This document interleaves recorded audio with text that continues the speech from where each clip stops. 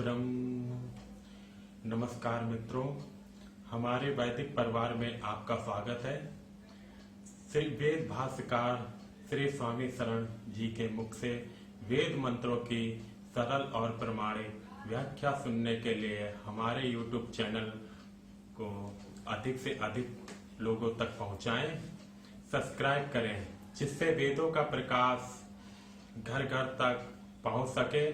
आप कमेंट कर प्रश्न भी कर सकते हैं, हम सब प्रमाण उत्तर अवश्य देंगे। घर घर वेद मंदिर स्थापना अभियान में जुड़कर हमें सहयोग प्रदान करें। हमारा वेद भाष्य, वेदायन और अन्य वैदिक साहित्य घर बैठे प्राप्त करने के लिए आदेश करें। ओम यो आसौ आदित्ये पुरुषा सो आसौ अहम् ओम खं ब्रह्म। आज हम लोग ऋग्वेद दूसरे मंडल अनुवाक 26 सूक्त 12 इंद्र सूक्त है, इस पर चर्चा प्रारंभ करेंगे। हम लोगों ने पुरुष सूक्त का अनुशीलन पूर्ण किया, आज से इंद्र सूक्त पर चर्चा करेंगे। इंद्र शब्द का शाब्दिक अर्थ तो परमेश्वर है, परंतु विभिन्न व्याख्याओं में लोगों ने इस शब्द पर बहुत सी बातें परिकल्पित कर रखी हैं। उन परिकल्पनाओं से हटकर हम स्वयं वेद के शब्दों में देखेंगे कि इंद्र सूक्त में इंद्र को क्या बताया गया है। आइए इंद्र सूक्त का प्रथम मंत्र आज हम लोग चर्चा करते हैं। यो जातः एव प्रथमो मानस्वान् देवाः देवान् क्रतुना पर्यभूषत् यस्य शुष्मात् रोदसी अभ्यसेताम् नृम्णस्य महिना सजना स इन्द्रः मनस्वी प्रथम देव जिसने जना है सुकर्मा सुभूषित किया देव गण को सदा सूक्ष्म से रोदसी जो डराए नरों के महत से वही इंद्र लोगों। इस सूक्त में सजना स इंद्रा सभी मंत्रों के अंत में स्थायी के रूप में आएगा। हिंदी गीतों में इसे स्थाई या टेक कहते हैं। फारसी गजल में ये रदीफ है। सजना स इंद्रा वही इंद्र लोगों। इंद्र क्या है, कौन है, कैसा है, इस सूक्त में ये चर्चा करेंगे। हे लोगों, वह इंद्र ऐसा है। सभी मंत्रों के अंत में ये कहा जाता है, हे लोगों, वह इंद्र ऐसा है। पूरे मंत्र में इंद्र के कुछ लक्षण, गुण विशेष बताए जाएंगे। आइए इस प्रथम मंत्र को समझने का प्रयास करते हैं। यो जात एव प्रथमो मनस्वान। यो अर्थात जो, जाता उत्पन्न करने वाला है, उत्पन्न किया है, एव ही प्रथमो प्रथम सबसे पहले, मनस्वान मनस्वी या मनस्वियों को बहुवचन में है। ये मनस्वान तो मनस्वियों को, जो मनस्वी मननशील लोग हैं उनको सबसे पहले उत्पन्न करने वाला यह इंद्र है। ये जो जाता है ये प्रथमो मनस्वान, जो मनस्वी मनस्वी लोगों को सर्वप्रथम उत्पन्न करने वाला है। देवा वह देव है। देवा एक वचन में आया है। उस इंद्र के लिए, परमेश्वर के लिए वह देव एकमात्र देव है। दिव्यता से युक्त प्रकाशमान एकमात्र देव वह इंद्र कहा जा रहा है।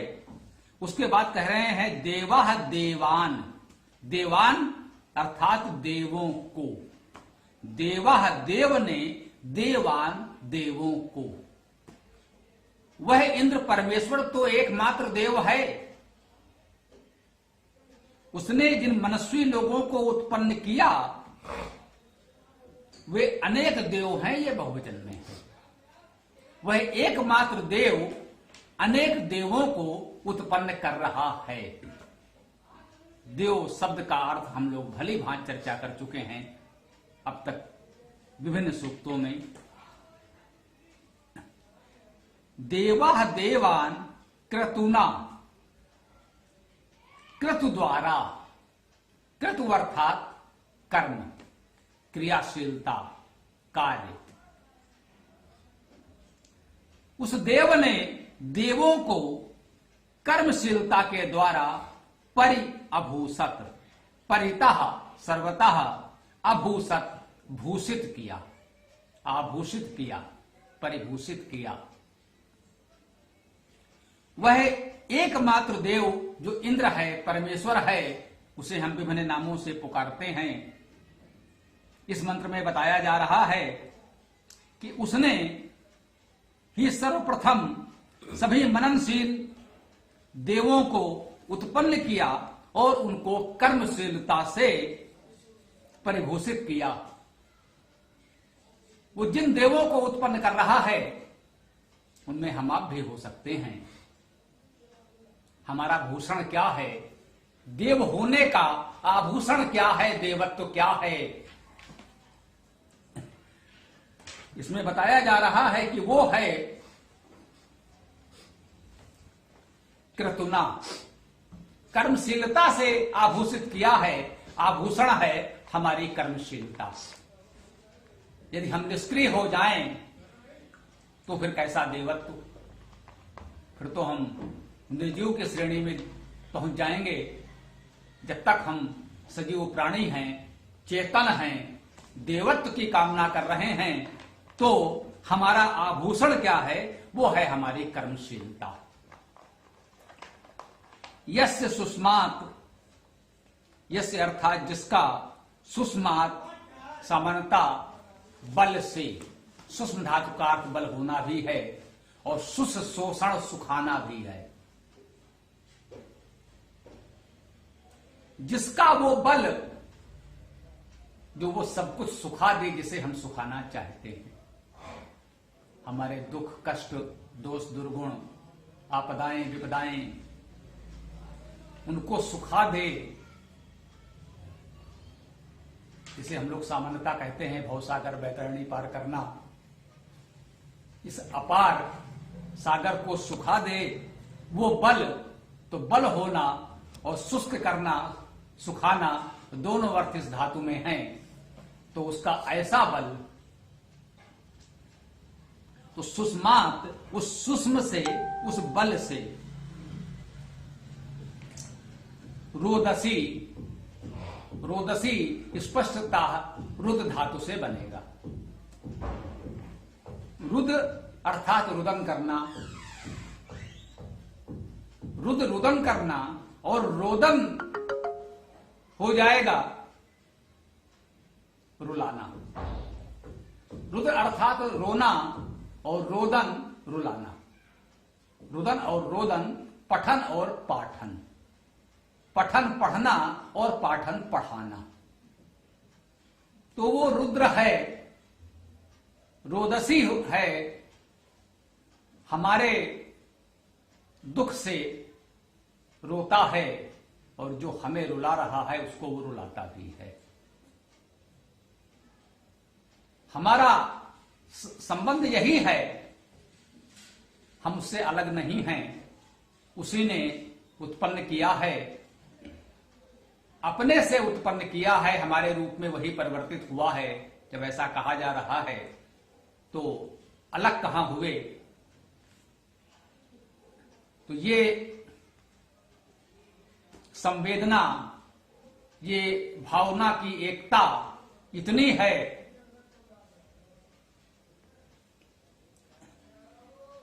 कि मैं अगर रोऊं तो हो तेरी आंख में आंसू, मैं रहूं भूखा तो तुमसे भी न खाया जाए। रोदसी शब्द से अगर ये संदेश हम ग्रहण कर सकें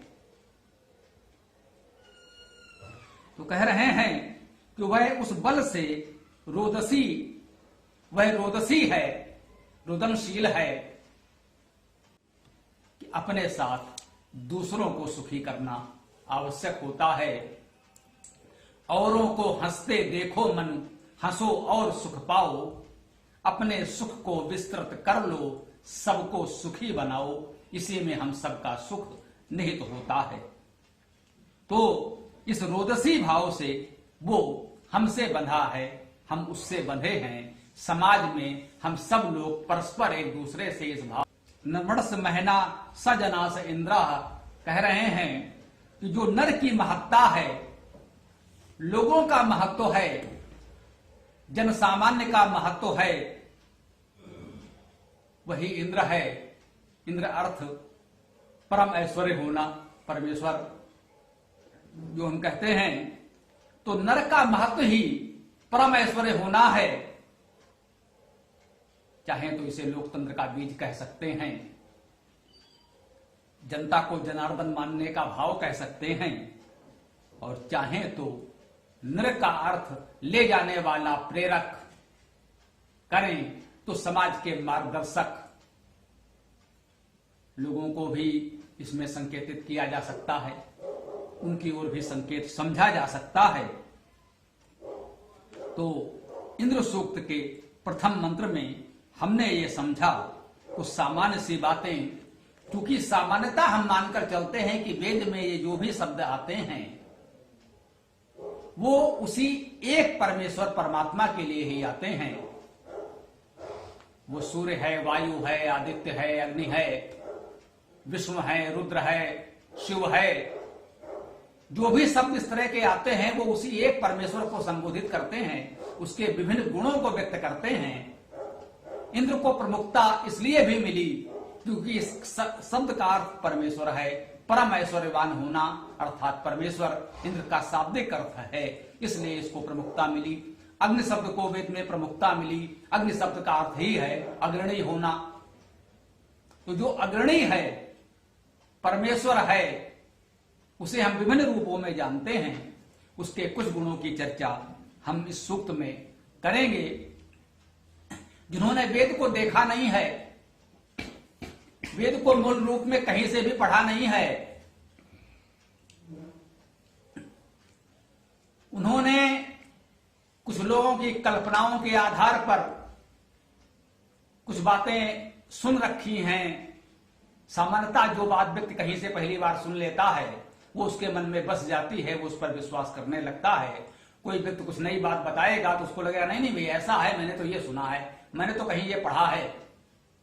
भले ही उसकी प्रामाणिकता, उसका आधार हो या ना हो, जो बात पहले सुन लेते हैं वो मन में पहले बैठ जाती है, फिर नई बात को ग्रहण करने में वो बाधक बनने लगती है। तो हमें अपना मन, मस्तिष्क इतना उन्मुक्त, खुला, स्वतंत्र रखना चाहिए कि नई से नई बात को सहज भाव से ग्रहण कर सकें। वेद में इंद्र क्या है ये तो वेद को पढ़कर ही जाना जा सकता है, इसीलिए इस वेदायन पुस्तक में इंद्र सूक्त का चयन किया गया, क्योंकि इंद्र शब्द पर बहुत चर्चा थी। तो हमने यही शैली अपनाई है कि विवादों पर किसी तरह की चर्चा न की जाए, उसका प्रमाण जो वेद में है उस सूक्त को हमने आपके समक्ष प्रस्तुत कर दिया। इस सूक्त की चर्चा करते करते आप स्वतः समझ जाएंगे कि वेद में इंद्र शब्द का क्या अर्थ है, वेद में इंद्र शब्द से वो क्या कहना चाहता है, हमारे ऋषि हमको क्या बताना चाहते हैं। इंद्र के ये लक्षण कुछ आज हमने जाने प्रथम मंत्र में, आगे मंत्रों में हम इसी प्रकार की चर्चा करते रहेंगे। आज इस उत्तरायण के काल में ईस्वी नववर्ष के स्वागत में हम लोग कुछ संकल्प ले सकते हैं। जो भी परिस्थितियां हैं उनमें कार्य हमें करना है। जहां भी हम चूक रहे हैं उसे हमें अपने अंदर खोजना है और जैसे भी हो सके इस कार्य को आगे बढ़ाने का प्रयास करना है। मुख्य चूक हमसे या हमसे पूर्व अन्य लोगों से जहां से भी जो भी होती आई है, वेद पर जो भी कार्य करता है वो विद्वतापूर्ण शोध तो कर लेता है, परंतु अभी जनसामान्य में वेद के बारे में लोगों को परिचय ही नहीं है। तो मुख्य कार्य हमारा ये है, इस वर्ष का संकल्प हम लें, जब तक भी हम आपके साथ हैं, जो कुछ भी सहयोग सेवा हमसे बन रही है, हम लोग मिलकर ये प्रयास करें कि अधिक से अधिक लोगों को ये बता सकें कि वेद क्या है। तो अनेक भ्रम अपने आप दूर हो जाएंगे। वेद में क्या है यह चर्चा बाद में, पहले तो यह बताया जाए कि वेद क्या है, वेद का महत्व क्या है। जब वेद को लोग समझेंगे, वेद का महत्व जानेंगे, वेद को अपनाएंगे, तो वेद में क्या है स्वभाव का धीरे धीरे लोग जान जाएंगे। हम लोगों को इस नीति पर कार्य करना चाहिए, ऐसा हमारा विचार है। आप लोग देखें, जैसे इंद्र की ही बात आई तो हमने ये चुना। इस तरह से धीरे धीरे लोग जानते जाएंगे। अन्य अर्थ हो सकते हैं, अनुरूप में हो सकते हैं, इंद्र नाम के बहुत से व्यक्ति हो सकते हैं, उन व्यक्तियों का अपना जीवन और कार्य हो सकता है, परंतु वेद का इंद्र इस रूप में है, वो उस एक परमेश्वर की चर्चा कर रहा है। तो सबसे पहले हम वेद का महत्व समझें कि वेद हमारे धर्म संस्कृत का मूल है, आधार है, ये हमारे पास हो। इसका हम जितना संभव हो स्वाध्याय करें। इस कार्य को करते समय हम लोगों को अनुभव हो रहा है कि वेद को जनसामान्य में न पहुंच पाने के कुछ कारण हैं। पिछले 1000 वर्षों में वेद के साथ बहुत अत्याचार हुआ है, मुझे कहने दीजिए।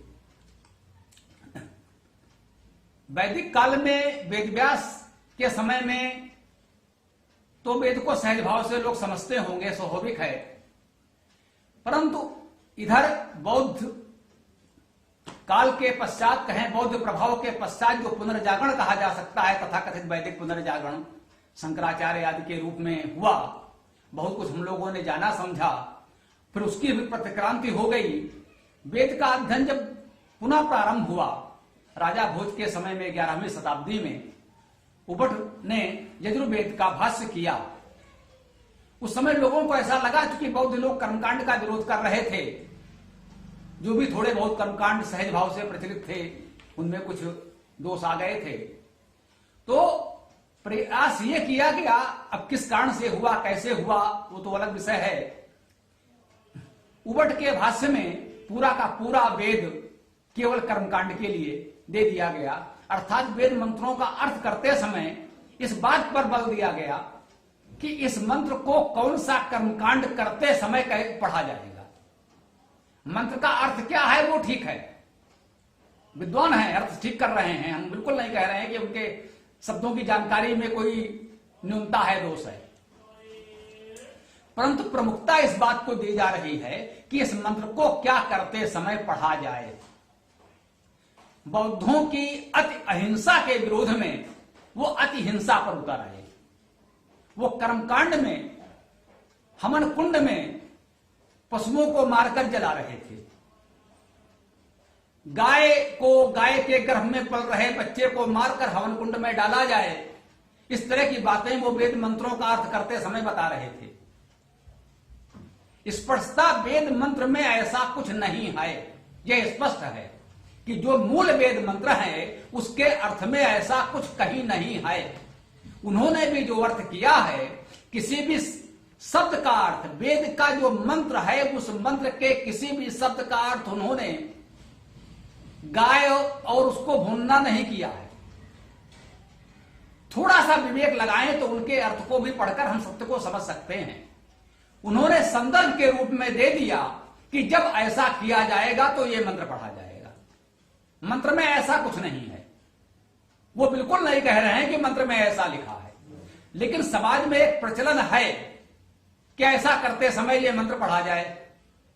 घोड़े को भूना जाए तो उस समय ये मंत्र पढ़ा जाए। इस तरह की बातें ये कहा जा सकता है उस समाज में किसी कारण से प्रचलित हो गई होंगी। जब समाज में कुछ बातें इस तरह की प्रचलित हो जाती हैं तो कहीं ना कहीं समाज को तुष्ट करने के लिए जब आचार्य ने वेद का भाष्य किया तो वो बातें उनको जोड़नी पड़ी, अन्यथा जो उनके साथी सहयोगी होंगे उनको अच्छा नहीं लगता तो लोगों को संतुष्ट करने के लिए उनका भाई अर्थ तो वो ठीक कर रहे हैं लेकिन साथ में वो बातें जोड़ दे रहे हैं जो लोग चाहते हैं। तो लोगों के चाहने से ऐसी बातें जोड़ दी गई जिसको आज देखने पढ़ने में हमको लज्जा आती है। हमारे प्रतिपक्षी विधर्मी हम पर आक्षेप करते हैं कि भाई आपके वेद में तो ये है, उनको समझाना पड़ता है भाई जी ये वेद में नहीं है, ये तो अर्थ करते समय उन्होंने केवल ये जोड़ दिया है कि समय ये मंत्र पढ़ा जाए। यहां पर शास्त्रार्थ होता है, विवाद होता है, संवाद होता है, जो भी है। अब इतनी गहनता में कौन जाए, इतनी गंभीरता से कौन पढ़े। लोग तो सामान्यता पढ़कर समझ लेते हैं भाई ऐसा होगा। तो इन चीजों से बचते हुए जितना वेद में है एक भी शब्द को छोड़ा नहीं, एक भी शब्द अपनी ओर से जोड़ा नहीं, जितना वेद में है उतना मूल अर्थ कर दिया गया। ये हम लोगों का विशेष प्रयास है। ये हमारे साथियों को जानना चाहिए, हमारे सहयोगियों को, संरक्षकों को जानना चाहिए और लोगों को बताना चाहिए कि हमारा कार्य क्या है, हमारे कार्य का महत्व क्या है। वो ये है कि इस तरह की बातें जो जोड़ दी गई थी, ये जोड़ने का क्रम हमसे पहले के सभी आचार्यों ने किया है। हमसे पूर्व के जितने आचार्यों ने वेद भाष्य किया है, कोई भी वेद भाष्य आप लाएं, कोई एक सूक्त भी पढ़ें तो आप पाएंगे उसमें ऐसी बहुत सी बातें जोड़ी गई हैं। उनमें आपस में शास्त्रार्थ केवल इस बात का है जो हमने जोड़ा है वो अच्छा है, जो आपके आचार्य ने जोड़ा है वो अच्छा नहीं है। 19वीं शताब्दी के पुनर्जागरण में आर्य समाज ने जो वेद भाष्य किया वो पहले से बहुत अच्छा है। किस अर्थ में है? इस अर्थ में है कि उन्होंने जो वेद में इस तरह के जानवरों को मारकर भूनने की बात थी वो हटा दिया, उन्होंने उसको नहीं जोड़ा। उन्होंने सामाजिक संदर्भ जोड़े, राजनीतिक संदर्भ जोड़े, उन्होंने दिखाया कि शासन प्रशासन समाज को कैसे चलना चाहिए। उन्होंने मंत्र को इन प्रक्रियाओं से जोड़ने का प्रयास किया, परंतु मंत्र में अपनी ओर से जोड़ा। उनका भाई हमने अच्छी बातें जोड़ी हैं, अच्छी बातें जोड़ी हैं। ये हो सकता है जब आप जोड़ेंगे तो कहीं कुछ ऐसी बातें भी जुड़ जाएंगी जो कुछ समय बाद लोगों को लगेगा नहीं ये तो अच्छी नहीं है। तो सबसे अधिक आवश्यक यह था कि वेद का शुद्ध अर्थ किया जाए, जितना है उतना ही अर्थ किया जाए, जो अपने ओर से जोड़ा जा रहा है वो हटा दिया जाए। यह कार्य हम लोगों ने करने का प्रयास किया है और यदि ये वर्ष आप सबके सहयोग से कार्य चलता रहा तो हम लोगों की कार्य योजना है अधिकतम 1 वर्ष की, 6 मास में बहुत कुछ समेटने का प्रयास हम करेंगे। 1 वर्ष में किसी स्तर पर वेद का भाष्य हम लोग संतोषजनक स्तर पर ला देंगे। हाँ, पूर्णता कभी नहीं होगी, ये मैंने कहा है, स्वीकार करता हूं। पूर्ण तो केवल परमेश्वर है, हम पूर्ण नहीं हो सकते। यदि उबड़ पूर्ण होते, सायण पूर्ण होते, दयानंद पूर्ण होते, आज हमें यह परिश्रम नहीं करना पड़ता। सबने जो किया बहुत अच्छा किया, उसी रास्ते पर आगे बढ़ते हुए हम उससे कुछ और आगे बढ़ पा रहे हैं, कुछ और अच्छा कर पा रहे हैं। इसमें उनका भी श्रेय है, जो उन्होंने मार्ग दिखाया उसी से हम ये कर पा रहे हैं। हम इससे उन सबको प्रणाम करते हैं, उन सबको नमन करते हैं। हम जो कुछ अच्छा कर पा रहे हैं उसका श्रेय उन्हीं को है, जिसे कहा जा सकता है कि उतना अच्छा नहीं है। यदि उन्होंने वो लीग न बनाई होती तो हम ये राजमार्ग नहीं बना पाते। तो इसका श्रेय उनको है। हम किसी की आलोचना नहीं करना चाहते, हम अपने साथियों से भी चाहते हैं ये मार्ग कभी ना अपनाएं कि देखिए हमारा अर्थ बहुत अच्छा है, इन आचार्यों ने किया है वो दोषपूर्ण है। नहीं, उन्होंने अपने समय की परिस्थितियों में जो अच्छा से अच्छा संभव था वो उन्होंने कर दिया। आगे आज की परिस्थिति में जो और अच्छा हम कर पा रहे हैं, कर रहे हैं, आगे आने वाले विद्वान जो और अच्छा कर सकेंगे करेंगे, करना चाहिए। आप सब प्रयास करें, हमारे कार्य में जो न्यूनता रह जाए, जो कुछ अभाव रह जाए, आप प्रयास करें उसे और अच्छा करें और परिशोधन परिमार्जन करें और उसे पूर्णता प्रदान करें। इसके लिए आप सब लोगों को वेद का गंभीर अध्ययन करना होगा। समय की सीमा है, हम अपनी बात को यहां विराम देते हैं। ओम मंत्र। ओम यो आसो आदित्य पुरुषः सो आसो अहम। पूरा वीडियो देखने के लिए बहुत बहुत धन्यवाद। कमेंट में अपने विचार अवश्य दें। आपको कोई भी प्रश्न पूछना हो तो कमेंट बॉक्स पर कमेंट कर सकते हैं। डिस्क्रिप्शन में वेबसाइट का लिंक दे दिया गया है, उसमें अधिक जानकारी प्राप्त कर सकते हैं। धन्यवाद। ओम खम ब्रह्म।